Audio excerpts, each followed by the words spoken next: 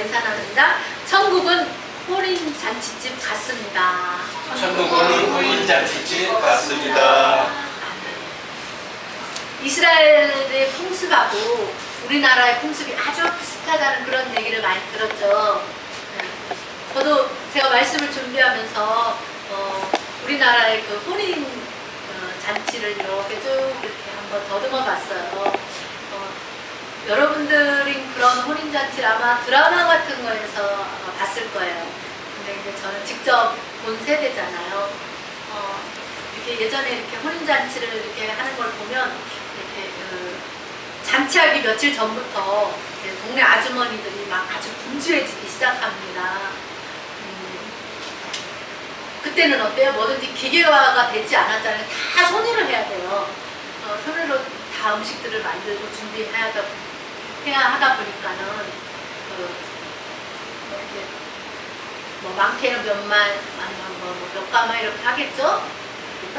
떡국을 막 많이 해서 아주머니들이 모여서 막 다 떡국을 썰기도 하고 또 그것을 손으로 달리 썰고 또 두부를 만들잖아요. 또 그것도 일일이 또 갈아가지고 콩을 불려서 갈아서 끓여서 짜가지고 부쳐서 두부를 만들고 또 전을 부치고 그러면서 동네가 누가 한 사람이 결혼을 하면 어때요?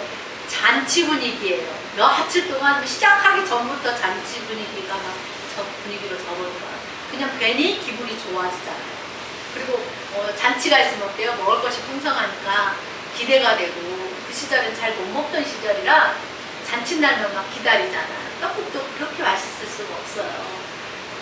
그래서 잔칫날이 딱 되면 이제 어때요? 이 동네 저 동네 가까운 동네에 아는 사람들 일간 친척들이 다 와서 계속해서 먹고 마시고 막 흥이 나고 또 동네 아이들도 와서 떡국 한 그릇들 다 먹고 가고 그래서 이보다 더 좋은 날이 있을 수가 없어요.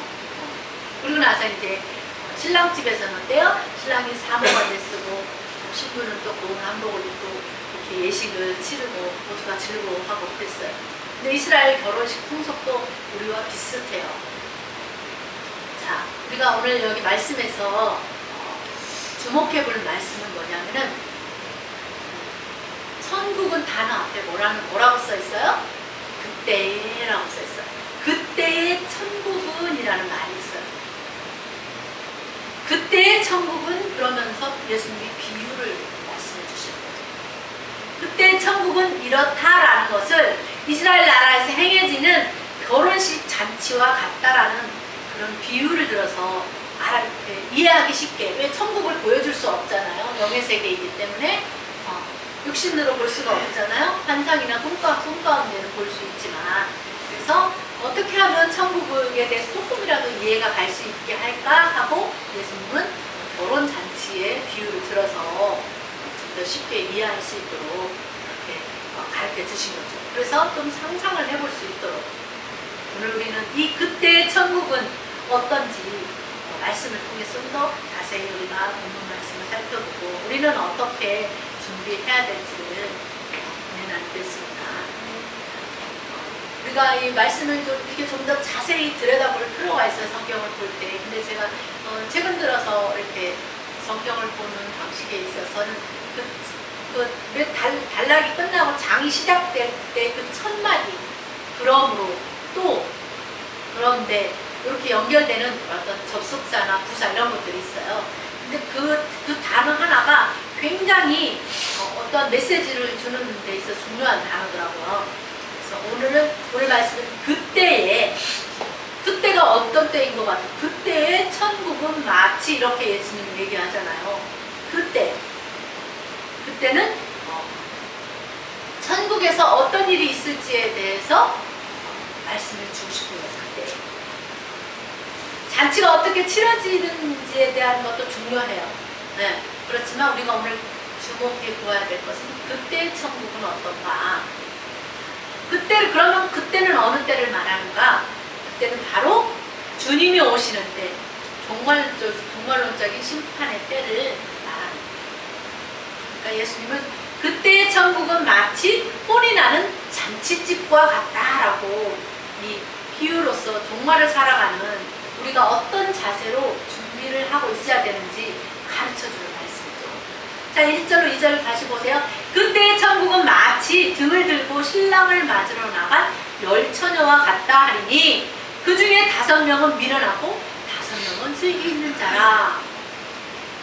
이 그때 천국은 마치 등을 들고 신랑을 맞으러 나간 10처녀와 같다 하리니 이 종말의 때 천국은, 근데 천국은 어디에 임한다고 그랬어요? 먼저는 우리의 마음 가운데 임한다고 그랬잖아요. 종말의 때 너희의 마음의 천국은 등을 들고 신랑을 맞으러 나간 10명의 처녀처럼 각각 등을 준비해야 되는 거예요. 당시 혼인잔치에서는 만약에 그 혼인잔치를 가는데 등을 준비하지 않은 사람은 불청객이나 강도 취급을 받았다고 합니다. 어디에 초청을 받으면 초청장을 받잖아요. 어떤 행사를 하면 초청장을 받아서 초청장을 가진 사람만 들어갈 수 있는 거잖아요. 그런 것처럼 이때는 등을 준비를 해가지고 왔어요. 근데 그걸 안 가지고 오면 불청객이나 강도 취급을 받아서 쫓기는 혼인잔치에 들어오지를 못하겠다고 합니다. 어디서나 초대받는 건 좋은 일이잖아요. 근데 좋은 자리에 가서 쫓겨나면 얼마나 창피해요. 여러분, 우리가 구원받지 못한 외인이었어요. 구원받지 못한 불청객 취급을 받으면 안 되잖아요.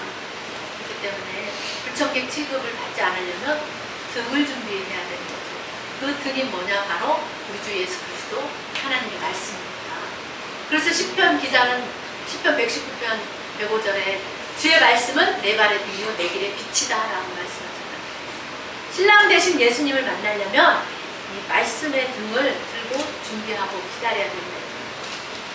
말씀이 뭐예요? 말씀 뭐라고 그랬어요? 곧 하나님이라고 했잖아요. 내 안에 하나님이 없는데 어떻게 천국을 가요? 내 안에 성령 하나님이 있어야 나를 시인해 준다고 했잖아요. 성령 하나님이 이 사람 하나님의 자녀인 자라고 시인해주는, 누군가 내가 하나님 자녀라고 증거해주는 사람이, 증인이 옆에 있어야 되는데 그 증인이 누구예요? 성령 하나님이시잖아요. 천국 갈 때는 성령 하나님 내 안에 없으면 천국에서 내가 하나님의 자녀라는 증인을 해줄 사람이 없는 거예요. 그래서 천국 문에 못 들어가게 하는 거죠. 아무나 막 들어가는 곳이 아니잖아요, 천국에. 그리고 또 여기에 또 뭐가 나와요? 열처녀라는 말이 나오죠. 자, 여기서 열이라는 이 10이라는 숫자는 완전을 상징하는 숫자예요. 그래서 모든 시대에 예수를 믿는 모든 사람들을 가리키는 거예요. 이미 외인은 하나님을 안 믿기 때문에 여기에 숫자에 들어가지 않는 거예요. 자, 교회 안에 믿는 사람 안에서의 얘기예요, 성경은.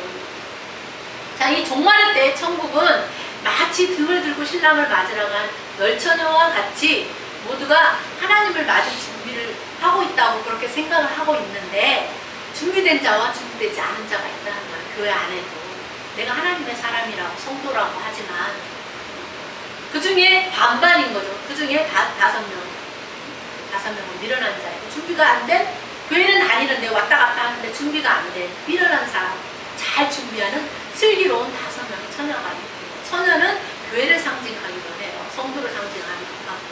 자, 그래서 여기서 10명의 처녀에게라고 하는 이 처녀라는 말은 하나님의 특별한 사랑을 받은, 그래서 택한 이스라엘 백성으로 세속에 물들지 않고 순결한, 그렇게 살아가는 순결한 주의 백성들을 말하는 거예요. 또 넓게는 신학교회나 성도들을 말하고, 그러니까 잘 준비해야 되는 거죠. 자, 우리는 여기서 이 종말의 때를 주님을 맞을 준비를 하는, 슬기롭게 하는 그런 교회나 성도가 있고, 또 종말의 때에 주님 맞을 준비를 제대로 하지 못하는 미련한 처녀와 같은 그런 교회나 성도가 있다는 걸 알 수가 있습니다. 이 종말의 때 천국은 그래서 슬기로운 5처녀처럼 신랑 대신 주님이 오신다는 그 소리를 들을 때에 맞을 준비가 되어 있는 그런 교회와 성도가 되어야 될 줄 믿습니다. 아멘. 자, 유대인들의 그 혼례식을 보면 전통적으로, 우리나라는 게 낮에들이잖아요. 근데 유대인들은 약간 저녁 어스름할 때 이렇게 초저녁에 예식이 이루어진다고 합니다. 근데 이제 오늘 여기서는 좀 존다는 얘기가 나고 등불을 두고 처녀들이 기다리다 졸았다고 그러잖아요. 그러니까 좀 거리가 먼 데서 오면 좀 늦게 도착한 캄캄한 밤에 도착하겠죠. 가까운 데서는 조금 하늘 때 도착하고 이런 경우가 있겠죠.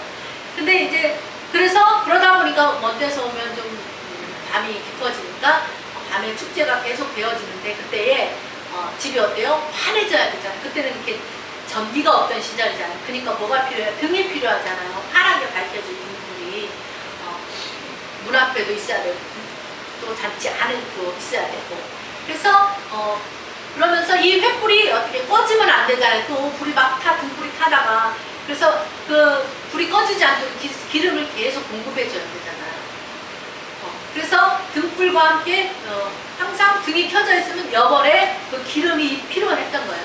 그래서 근데 오늘 이제 말씀에서 보면 이 신부의 들러리들 중에 등은 들고 와서 거기다 기름 조금 넣어갖고 들고 왔는데 여벌에 그 기름을 준비하지 않아서 이 불이 꺼지면은 어때요? 등불 들고 왔어도 그 결혼식장에 들어가지 못하고 쫓겨났다고 합니다. 계속 켜 있어야 되는 거예요. 그러니까 우리 신앙은 어떻게 계속 되어져야 되는 거예요. 주님 많은 그날까지, 주님 오시는 그날까지 변함없이 시장을 해야 되는 거죠. 불이 꺼진다는 얘기는 시장생활을 제대로 온전히 하지 않는다는 얘기잖아요.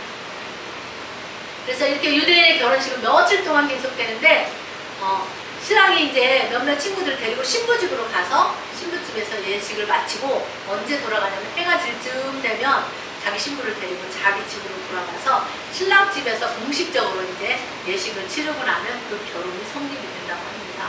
자, 오늘 3절에서 7절 이하로 쭉 보면은 신부 측에서 이제 신랑을 맞을 준비하는 들러리들, 처녀라는 것은 들러리들을 얘기해요. 그때 당시에는 상갓집에서도 10명의 그런 들러리가 있어야 되고 결혼식에서도 10명의 들러리가 있고 이게 10이라는 그런 상징적인 그 의미를 담은 그런 수의 사람들이 그런 행사 때마다 있었나 봐요. 자, 그러면 그때 당시에 이런 상황을 너무 잘 알잖아요. 결혼식 풍습을 아니까. 또 이런 상황을 잘 알고 있었음에도 불구하고 어때요? 기름을 준비하지 않고 있던 그 처녀들이 그 결혼식장에 들어가지 못하는 거는 부끄러운 일이죠. 준비가 안 됐으니까. 자, 3절부터 쭉 보세요. 미련한 자들은 등을 가지되 기름을 가지지 아니하고 슬기 있는 자들은 그릇에 기름을 담아 금과 함께 가져갔더니 준비를 했다는 거예요. 슬기 있는 자들은. 그러다가 신랑이 더디 온 거예요. 밤이 깊어가는데도 아직 오는 거예요. 오지를 않으니까 그러다가 깜빡 잠이 들었어. 근데 좀 밤이 깊어질 그 밤중에 소리가 나는 거. 보라! 신랑이로다! 맞으러 나오라! 하는 소리가 들렸어요. 그래서 사람들이 이 준비하고 있던 처녀들이 일어나서 막 등불을 이제 찾아서 준비를 하는데 미련한 자들이 슬기 있는 자들에게 그러는 거예요. 이제 우리 등불이 꺼져간다. 불이 희미해져 가는 거예요. 지금 신랑이 막 와서 이제 나가야 되는데 기름이 다 돼서 불이 희미해져 가니까 너희 기름 좀 나눠달라고. 그렇게 말하니까 슬기 있는 자들이 말하죠. 우리와 너희가 쓰기에 다 부족할까 하니 차라리 가서 파는 자들에게 너희 쓸 것을 사와라. 그래서 이 미련한 자들이 그 기름을 사러 가는 사이에 신랑이 와버렸어요. 그래서 준비했던 자들은 함께 혼인잔치에 들어가고 문이 쾅 닫혔어요. 유대인들은 잔치가 시작되면 손님들의 그 안에 있는 손님들의 안전을 위해서 문을 닫았다고 합니다. 그러니까 예수님이 이런 상황 너무 잘하니까 천국문도 닫히잖아요. 하나님이 계속 열어놓고 있다가 마지막 때에 하나님의 그 모든 은혜가 끝나는 그 시점에서 천국문이 닫혀버리는 거잖아요. 자, 그렇게 신부의 들러리들이 신랑이 오고 나면 문이 닫힌다는 것을 그런 상황을 잘 알고 있었을 텐데도 불구하고 기름을 준비하지 않고 있던 그 처녀들이 결혼식장에 들어가지 못하고 말았어요. 여러분 잔치집에 와갖고 못 들어가는 게 말이 돼요? 그렇잖아요. 안 되잖아요. 알면 기름을 따로 넉넉히 준비해가지고 와야 되잖아요. 그 신랑이 언제 올지 모르니까 또 기름이 언제 떨어질지 모르니까 이렇게 기름을 준비해 오지 않아서 기쁘고 즐거운 그 친구의 결혼식장에 못 들어가게 되는 그런 어처구니 없는 일이 발생하고 말았어요. 등불이 꺼진다는 것은 멸망과 저주와 심판을 의미하기도 합니다. 그러므로 우리가 기름 등불을 준비하지 못한 자는 저주와 멸망과 심판을 면할 수 없다는 것을 기억해야 됩니다. 잘 준비해야 돼요. 잘 준비하라는 말씀이에요. 자, 11절 보세요. 그 후에 남은 처녀들이 와서, 기름을 사러 갔던 처녀들이 와서 주여 우리에게 열어달라고. 그러나 어때요? 한 번 닫힌 구원의 문은 또 열려지지 않는다는 찬양이 있잖아요. 천국 문도 처음에는 계속 열어놓고 계세요. 여러분, 지금은 천국 문이 열려져 있는 기간이에요. 누구든지 오라고. 주 예수를 믿으라. 그리하면 너희는 구원을 얻으라. 주의 이름을 부르는 자마다 구원을 얻으라. 예수님을 영접하는 자마다 하나님의 자녀가 되는 권세를 준다고 했잖아요. 열려 있어요, 천국 문이. 이 천국 문이 열려 있는 기간은 천국 잔치 기간이에요. 준비하는 기간, 잔치를 준비하는 기간이잖아요. 이 잔치 기간에 기름 듬불 준비하여 신랑을 맞이해야 돼요. 예배를 통해서, 말씀을 통해서 준비하고 있어야 될 거예요. 근데 어때? 미련한 처녀들은 기회를 잃어버리고 말았어요. 그러나 우리는 이 말씀을 통해서 준비하고 있어서 기회를 잃지 않아야 되는 것입니다. 굳게 닫혀진 문은 결코 이제 열려지지 않아요. 한번 닫혀지면 열려지지 않는다. 근데 이 처녀들은 어때? 미련한 처녀들은 문이 닫혀진 후에야 비로소 주님 주님 하면서 우리에게 열어달라고 한다고 할지라도 닫혀진 문 열립니까? 안 열리는 거예요. 자, 12절 보세요. 대답하되 진실로 진실로 너희에게 이르노니 내가 너희를 알지 못하노라. 문이 닫힌 후에는 들어갈 자는, 이미 준비된 자는 들어가기 때문에, 문이 닫힌 후에 열어달라고 하는 자는 뭐예요? 준비가 안 된 자라는 거잖아요. 그렇기 때문에 열어줄 수 없고, 뿐만 아니라 주님을 아는 자는 어떻게 해요? 주님을 아는 자는 기름과 등을 준비하죠. 근데 주님을 모르는 자는 기름과 등을 준비하지 않아요. 그러니까 주님이 그래서 내가 너희를 알지 못하노라. 나 너 몰라. 여러분, 우리 집에 문을 열고 들어오는데 가족들은 비밀번호를 아니까 들어오잖아요, 집에. 주님을 아니까 우리가 천국을 가는 것처럼. 근데 모르는 사람 우리 집에 삐삐삐삐 번호를 불러요. 얼마나 두렵고. 모르는 사람 우리 집에 들어오면 안 되잖아요. 모르는 사람 우리 집에 문을 따고 들어온 사람 누구예요? 강도요? 절도요? 도둑이잖아요. 이런 사람 우리 집에 들어올 수 없는 거죠. 이와 마찬가지인 거예요. 이렇게 예수님은 종말의 때에 천국에 들어가는 것도 이와 같다는 것을 비유로 말씀해 주셨어요. 여러분, 천국 잔치의 문이 열렸을 때 들어갈 준비가 되어 있는 사람은 즉시로 들어갈 수가 있어요. 잔치 자리에 등불을 들고 오지 않은 그 들러리가 들어오지 못한 것처럼 준비하지 않은 사람은 들어갈 수가 없습니다. 이게 재림의 때는 어느 날 갑자기 임하는 거예요. 그래서 항상 준비하고 있어야 되는 거예요. 오늘을 사는 우리도 예수님을 믿는 믿음 안에서 늘 준비하는 마음으로 신앙생활 하는 거잖아요. 주님이 오늘 밤에 올지 내일에 올지 오늘 낮에 올지 언제 올지 모르잖아요. 아무도 하나님만 아신다는 거죠. 주님도 모르고 하나님만 정해놓고 하나님만 알도록 비밀스럽게 정해놓은 날이니까. 우리가 늘 준비하는 마음으로 신앙생활하면 신랑이 왔다고 주님이 오셨습니다. 호해요. 주님이 오셨습니다. 라고 하는 그 소리를 들으면, 주님이 오셨다는 나팔 소리가 들리면 그 소리를 듣고 천국에 들어갈 수가 있는 거예요. 적당히 교회 왔다 갔다 그냥 적당히 종교 생활하는 것처럼 그렇게 교회 다니면 미련한 자들처럼 천국 잔치에 들어가지 못하는 거예요. 우리는 뭐 바보 멍청이라서 이렇게 교회 주일마다 나오나? 그거 아니잖아. 알기 때문에 주의를 지키는 거잖아요. 여러분, 천국은 준비된 자가 들어갑니다. 주님이 말씀하셨어요. 오늘 13절 보세요. 그런즉 깨어있으라. 너희는 그날과 그때를 알지 못하기. 그날과 그때를 알지 못하기 때문에 깨어있어서 준비하고 있으라는 거예요. 깨어있으라는 말은 준비하고 있으라는 말이에요. 언젠가 오시는데 그날과 그때를 알지 못하기 때문에 더욱더 준비하고 있어요. 우리 집에 손님이 오면 준비하고 있잖아요. 귀한 손님이 오면 준비하잖아요. 다 청소하거나 음식도 준비하고 손님한테 준비하는 거잖아요. 예수님도 우리를 맞아줄 준비하고 계시잖아요. 오늘 우리가 계속해서 매주마다 주의를 지키면서 사는 것은 주님 맞을 준비를 하는 거예요. 언제든지 신랑 되신 예수님이 오신다는 그 소식을 우리가 듣고서 천국 잔치에 들어가기 위한 것입니다. 왜 예수님은 더디 오시는 거냐고, 아직 멀었나 보다고 그렇게 생각하면서 자기 멋대로 살다가 적당히 가끔 한 번씩 오지 뭐, 적당히 신앙생활 그렇게 하는 사람은 깨어있는 사람이 아니에요. 이런 사람은 예수님의 비유처럼 미련한 사람들이 준비하지 않는 자는 미련한 거예요. 어제 기사를 봤어요. 구TV 뉴스 기사, 이제 기독교 뉴스인데요. 그냥 TV, 일반 TV에서는 어때요? 하루에 2만 명 이상이 사망했습니다. 몇만 명의 사상자가 있습니다. 이런 뉴스만 나오잖아요. 근데 선교사님들이 계속 거기 현지 상황을 보냈더라고요.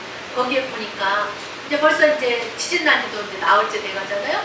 그곳에서 기도 요청이 많이 잇따르고 있다고 합니다.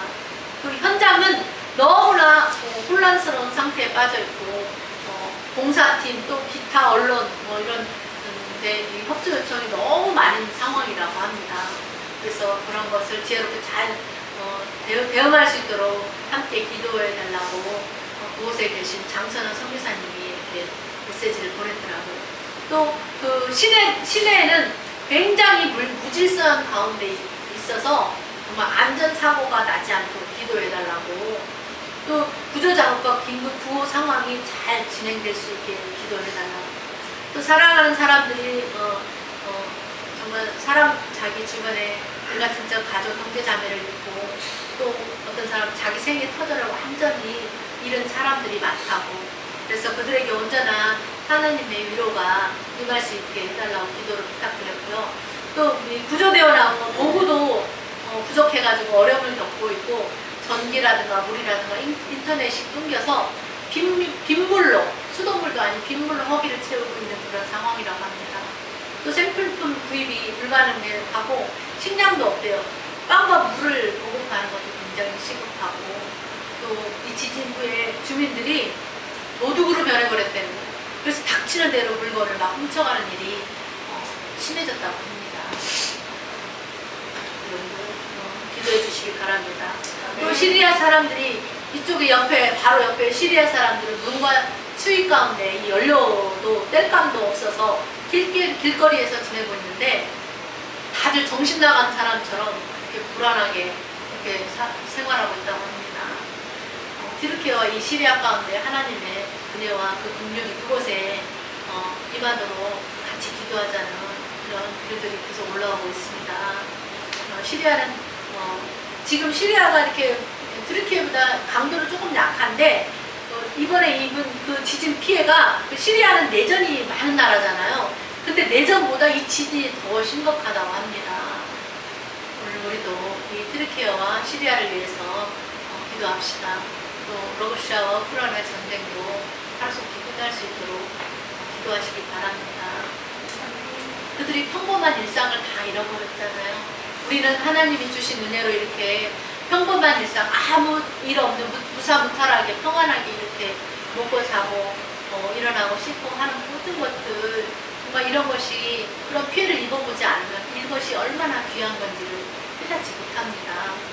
코로나 이후로 어때요? 정말 많은 그런 재난들이 있었습니다.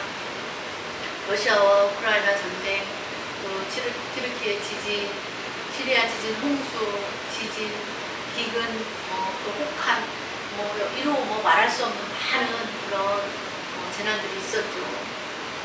이러한 일들 중에 여러분, 자기가 그날 그때 그곳에서 거기서 죽게 될 줄 생각한 사람 단 한 사람도 없을 거예요. 죽을 준비도 안 했는데, 자기가 그날 죽으리라고 생각도 안 했는데, 어느 날 갑자기 그날이 도둑같이 이른 것입니다. 그 중에 변함없이 신앙생활을 하다가 재난을 만난 사람은 천사의 손에 받들려 천국으로 들어갔을 것입니다. 그러나 준비하지 않고 산 사람은 지옥으로 갔을 거예요.